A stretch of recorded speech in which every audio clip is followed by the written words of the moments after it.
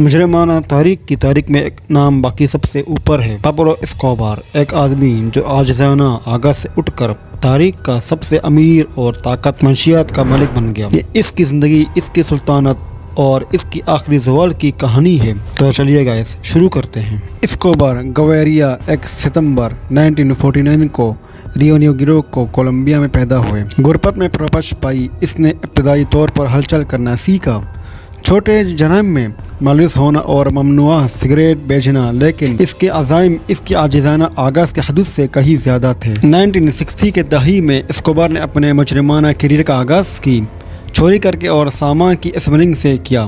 اس کی غیر قانونی سرگرمیاں پھیل گئیں، جس سے منشیات کی اسمگلنگ خاص طور پر کوکین کی دنیا میں چلا گیا۔ 1970 کی دہائی میں اسکوبار نے ساتھیوں کے گروپ کے ساتھ مل کر بدنام زمانہ کارٹلز میڈیلین کی بنیاد رکھی۔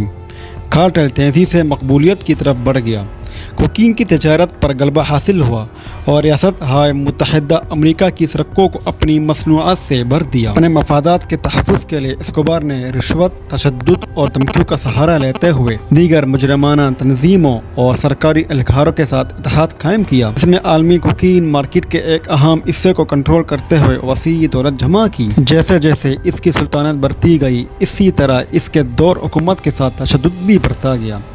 اسکوبار متعدد بم دھماکوں، قتل و غارت گری اور ہزاروں بے گناہ لوگوں کی موت کا ذمہ دار تھا۔ حریفوں اور قانون نافذ کرنے والے اداروں کے خلاف انتہائی طاقت کے استعمال پر اس کی رضامندی نے اسے کوکین کا بادشاہ کا خطاب حاصل کیا۔ امتیازات طور پر اسکوبار نے ایک خیر خواہ شخصیت کے طور پر ایک تصویر بھی تیار کی، خود کو جدید دور رابن ہوڈ کے طور پر پیش کیا۔ ہاؤسنگ پروجیکٹس، اسکول اور دیگر سماجی اقدامات کے لیے فنڈنگ کی۔ کولمبیا میں غریبوں کے لیے اس نے اسے معاشرے کے کچھ طبقات کی حمایت حاصل کرنے کا موقع دیا۔ جیسے جیسے تشدد بڑھتا گیا، کولمبیا کی حکومت نے بین الاقوامی ایجنسیوں کی مدد سے اسکوبار کو پکڑنے کی کوششیں تیز کر دی۔ اس کی وجہ سے حکام اور ڈرگ لارڈ کے درمیان بلی اور چوہے کا شدید کھیل شروع ہوا۔ 1992 میں اسکوبار کو لا کیٹیڈرل میں قید کیا گیا، ایک لگژری جیل سے جس نے خود ڈیزائن کیا تھا، لیکن اس کی شاہانہ قید زیادہ دیر تک نہیں چل سکی۔ جب وہ فرار ہو گیا اور اس کی تلاش میں مزید اضافہ ہوا، اس نے اپنی زندگی کے آخری سال ایک مفرور کے طور پر